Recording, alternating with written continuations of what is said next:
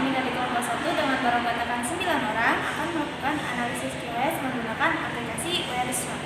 Nah, dari aplikasi itu ada 4 parameter utama, yaitu throughput, delay, jitter, dan packet loss. Nah, dari keempat parameter itu, di UPI Kampus Purwakarta ini, kita akan melakukan di 13 area, yaitu 4 yang ada di gedung Pancasila, lalu 3 yang berada di gedung Reformasi, Ormaskul, Pamdal, perpustakaan, lalu yang di sekitaran dari MDC itu yang di dekat perpustakaan, lalu setelah itu di Aula Barat dan Kantin. Nah, maka dari itu, ayo, silakan langkahnya. Sekarang kita akan melakukan pengukuran QoS di area lantai 3 Gedung Pancasila. Pertama-tama, kita dipastikan sudah harus menginstal aplikasi yang bernama Wireshark. Lalu selanjutnya, kita harus connect ke WiFi yang akan kita gunakan.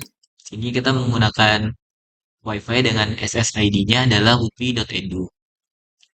Oke, kemudian kita akan langsung melakukan pengecekan ukuran jaringannya. Berarti kita di sini menggunakan streaming video. Berarti streaming videonya kita nyalakan. Sembari kita streaming video, di sini kita klik yang WiFi-nya karena kita menggunakan WiFi. Di sini sedang mengcapture paket data dari streaming video kita. Nah, di sini kita tunggu jumlah paket datanya mencapai total 10.000 paket data.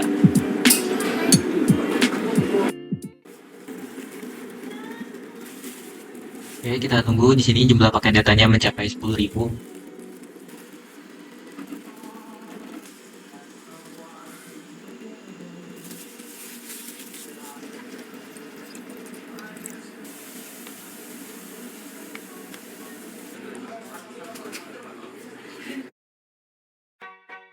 Introducing the English test designed for you. Convenient, fast, affordable, and trusted by top universities around the world. You'll receive your results in 2 days, and you can instantly send them to an unlimited number of schools. Experience a better way to certify your English with the Duolingo English test. Ya, 1.000 paket data lagi. Oke, sudah 10.000 paket data, kita stop capture aja. Ada lebih sedikit, lebih 521 paket data, tidak apa. Nah, sekarang streaming videonya kita bisa stop. Oke, sekarang kita masuk lagi ke Wireshark ya. Oke, kita sudah mendapatkan informasi tentang 10.521 paket data dari streaming video kita tadi. Nah, yang pertama kita akan melakukan pengukuran throughput. Nah, apa sih throughput itu? Throughput itu digunakan untuk mengetahui rate atau kecepatan transfer data yang efektif. Rumusnya adalah jumlah bytes dibagi time span. Nah, bagaimana cara untuk melihat jumlah bytes-nya sama time span-nya? Nah, di sini kita pergi ke tab statistik, lalu kita pilih capture file properties. Nah, di sini kita melihat jumlah batch-nya ternyata adalah 52 5297496 bytes. Oke, ini kita copy, kita taruh ke map ini bytes. Nah, dibagi sebelum itu kita ubah batch-nya, kita ubah menjadi kilobytes. Kalau diubah kilobytes berarti kita bagi 1000, berarti menjadi 5297,496 kilobytes.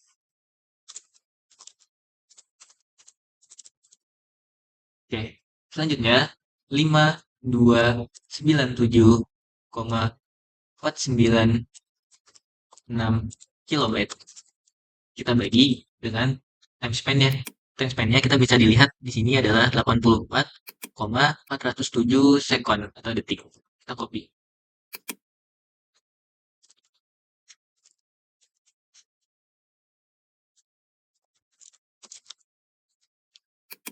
Nah, kita langsung bagi saja biar cepat. Kita akan menggunakan kalkulator. Kita copy. Kita bagi dengan ini 84,407 second. Oke, hasilnya sama dengan Hasilnya adalah ini, 62,7613 dan seterusnya. Kita ambil aja sampai jadi 61. Jadi satuannya adalah kilobyte per second. Nah, di sini kita bisa lihat nilainya ada kesamaan.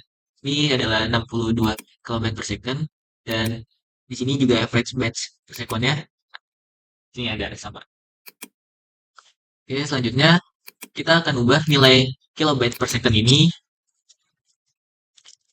menjadi bits. Caranya adalah 62,761 kilobyte per second kita kali 8. Karena satu batch itu terdiri atas 8 bits. Oke, maka hasilnya sama dengan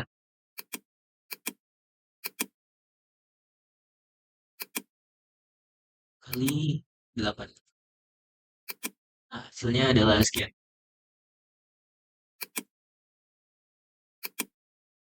Yaitu 502,088 bits. Jadi throughputnya itu adalah 502,088 bits per second. Nah, untuk melihat nilai dari throughput ini, kita juga bisa langsung lihat dari capture file properties-nya, yaitu yang di average bits per second. Karena nilainya sama ya, 502 juga nilainya. Ini nilai 502, dan ini kita juga mendapatkan nilai 502,088 kilobits per second. Sama. Lalu kita selanjutnya akan mengukur packet loss-nya. Nah, packet loss itu digunakan untuk mengetahui apakah ada paket data yang hilang ketika proses pengiriman. Nah, cara untuk mengetahui packet loss ini, rumusnya adalah jumlah paket yang dikirim dikurang jumlah paket yang diterima dibagi dengan jumlah paket yang dikirim dan dikali 100. Karena packet loss ini nantinya akan dalam bentuk persen. Oke. Nah, di mana kita bisa mengetahui jumlah paket yang dikirim sama paket diterima. Nah, caranya kita close saja. Nah, caranya adalah di bagian sini kita ketikkan cp.analysis.loss_segment. Oke, kalau sudah kita tinggal klik enter. Nah, maka akan keluar paket-paket data yang error atau yang loss. Nah, untuk mengetahui jumlahnya berapa, tinggal kita ke statistik, capture file properties. Nah, diketahui jumlah paket yang dikirim itu adalah 10.521. Oke, kita langsung taruh di log. Ini jumlah paket yang dikirim itu adalah 10.521 paket zeta. Nah, paket yang diterima itu adalah didapat dari jumlah paket yang dikirim dikurangi jumlah paket yang error. Nah, untuk menghitung jumlah paket yang diterima, yaitu adalah jumlah paket yang dikirim kita kurangi dengan jumlah paket yang error. Nah, di sini jumlah paket yang error itu ada 54. Berarti kita kurangi 54. Maka hasilnya adalah 10.467. Nah, 10.467 ini adalah jumlah paket yang diterima. Ya, tadi didapat dari jumlah paket dikirim dikurangi jumlah paket yang error. Oke, kalau sudah, kita nanti bagi sama paket dikirim tadi 10.521. Dan nanti dikali 100. Oke, selanjutnya kita akan hitung 10.521 dikurangi 10.467. Dikurangi 10.467. Hasilnya ada 54. Nah, berarti 54 ini kita bagi dengan 10.521. Itu jumlah paket yang dikirim tadi.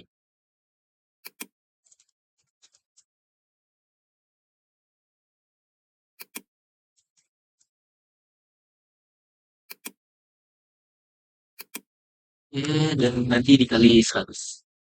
Maka hasilnya adalah di 54 kita bagi dengan ini. Dan hasilnya adalah ini.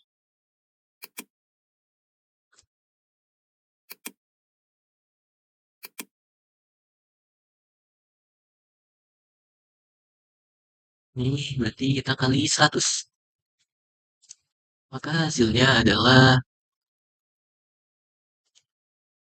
ini kita buatin saja jadi 0,5132. Ya, kita kali 100.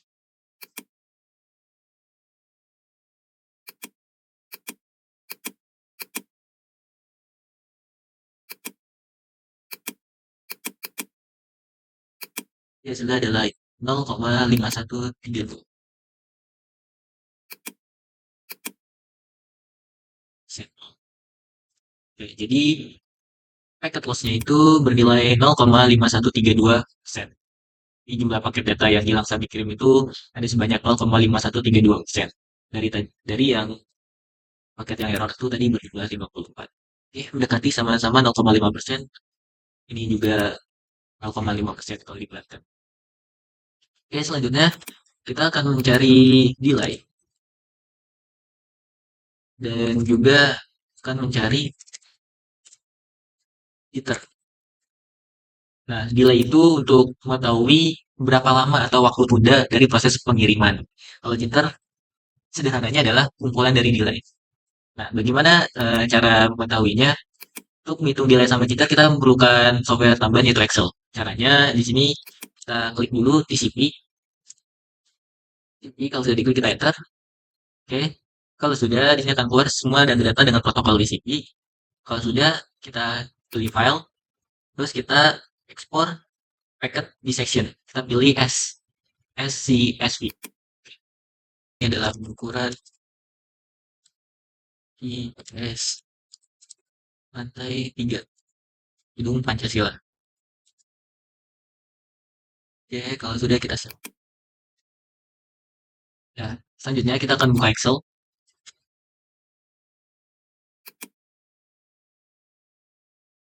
Ya, di Excel kita buka file CSV yang sudah kita ekspor tadi dari Wireshark. Kita buka file. Ya, oke. Ini masih kelihatan berantakan, biar lebih rapi. Kita rapiin dulu. Caranya kita blok satu blok kolom ini. Lalu kita ke data. Kita pilih text to column. Kita pilih delimited. Oke, next. Kita bentuk checklist yang koma. Yang tab kita uncheck. Kita next. Dan finish. Oke, terlihat lebih rapi. Dan kita di sini hanya membutuhkan mungkin time-nya saja. Karena tadi kan delay itu berhubungan dengan waktu tunda proses pengiriman. Jadi kita hanya membutuhkan tentang time-nya saja. Berarti mulai dari protokol, length sama info kita bisa head saja.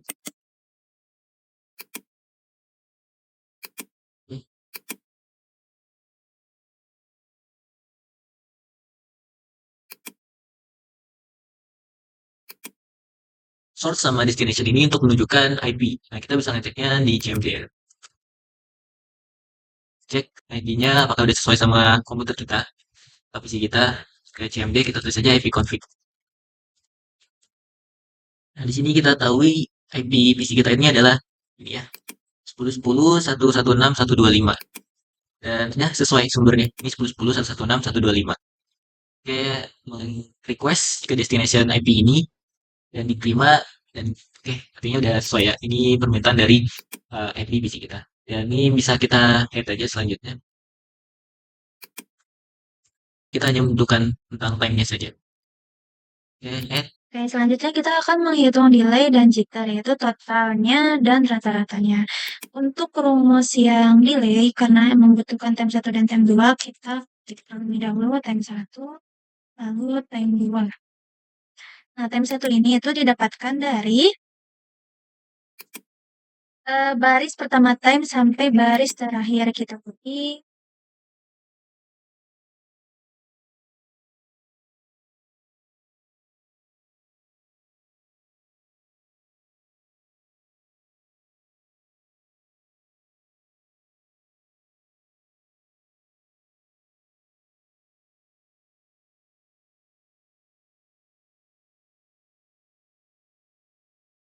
Ctrl C. Lalu kita simpan di tem 1. Setelah itu untuk tem 2 itu adalah kita mengcopy dari baris kedua sampai ke terakhir.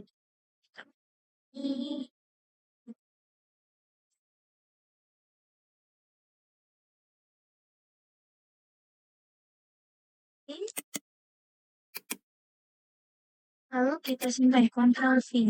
Setelah itu kita akan menghitung nilainya. Untuk rumusnya itu adalah sama dengan tem 2 di baris pertama dikurang tem 1 di baris pertama. Enter. Setelah itu kita drag ke bawah saja agar otomatis terhitung semuanya.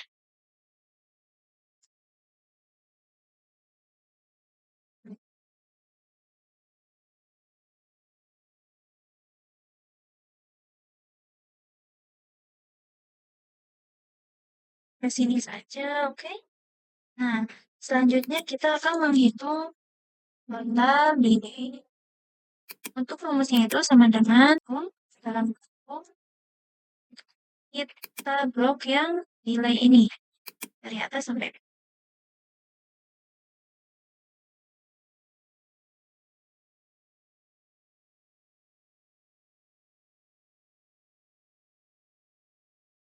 itu enter. Nah, setelah itu kita akan menghitung rata-rata delaynya. Rata-rata delay. Rumusnya itu sama dengan total delay dibagi jumlah data. Jumlahnya data itu sudah dihitung oleh teman saya dan itu didapatkan dari data statistik dari paket ini yang 10.521 dikurang 54. Dan hasilnya itu adalah 10.467. Jadi di sini itu dibagi 10.467 lalu enter. Kita lanjut ke jitter. Untuk jitter sendiri itu adalah rumusnya harus membutuhkan nilai 1 dan nilai 2. Maka kita ketik nilai 1, lalu di sampingnya nilai 2. Nilai 1 ini didapatkan dari sama dengan nilai baris pertama dikurang nilai baris kedua lalu enter. Setelah itu untuk selanjutnya itu kita tinggal klik saja agar otomatis terhitung sampai bawah.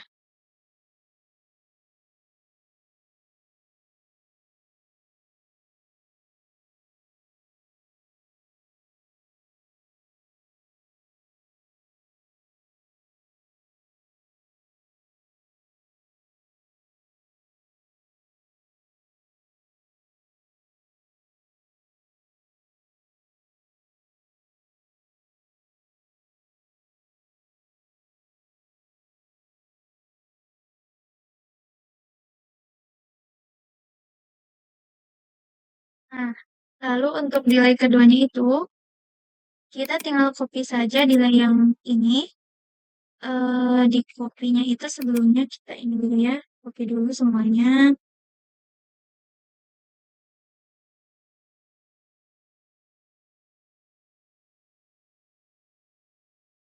Ctrl C, setelah itu kita paste lagi di sini. Yang ini, oke. Setelah itu, kita copy dari baris kedua sampai akhir.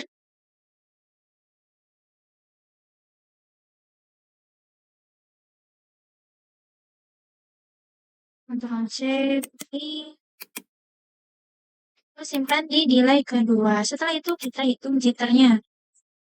Untuk jitternya itu sendiri rumusnya adalah sama dengan delay kedua dikurang delay pertama lalu enter. Setelah itu kita drag ke bawah agar otomatis terhitung.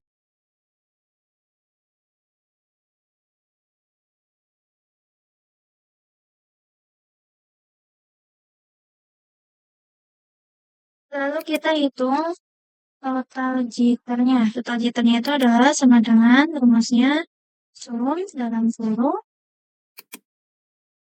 F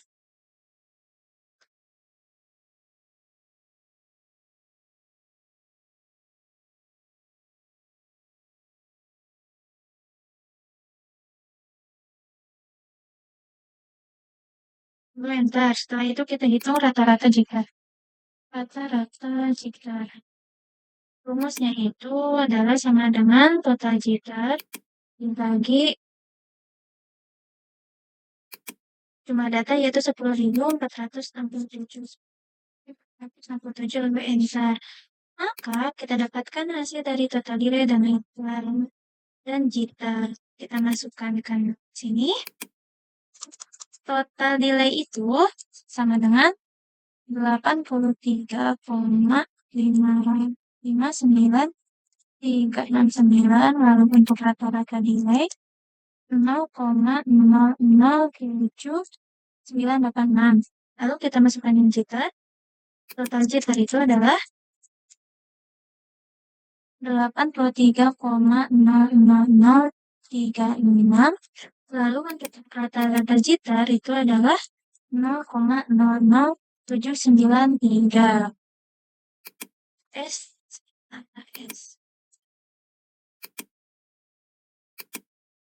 Oke, selanjutnya setelah kita menghitung tiap parameternya itu, kita akan melihat masuk kategori manakah tiap parameter ini. Kita bagi dulu layar terlebih dahulu.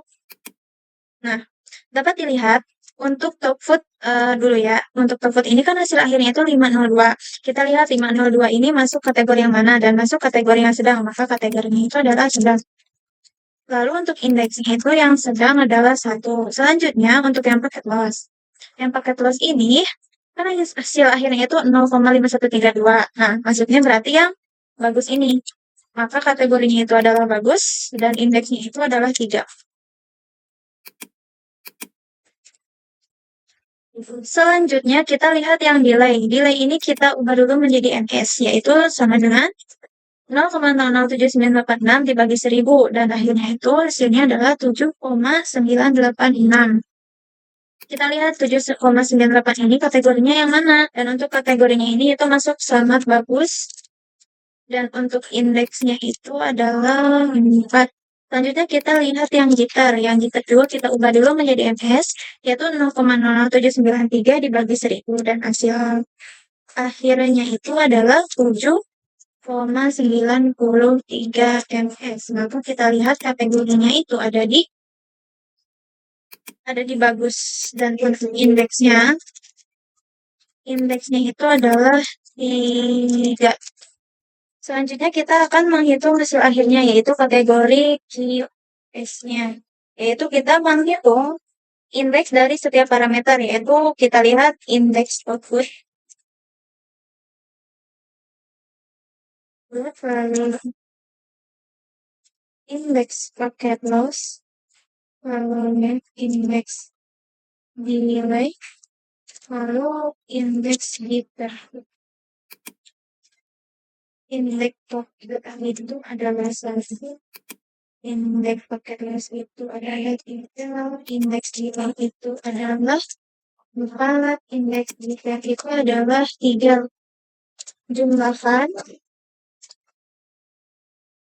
4 tambah 1, 5, 5 tambah 3, 8, 8 tambah 3, 11. 11 ini kita bagi 4, maka hasilnya itu dapat dilihat di layar.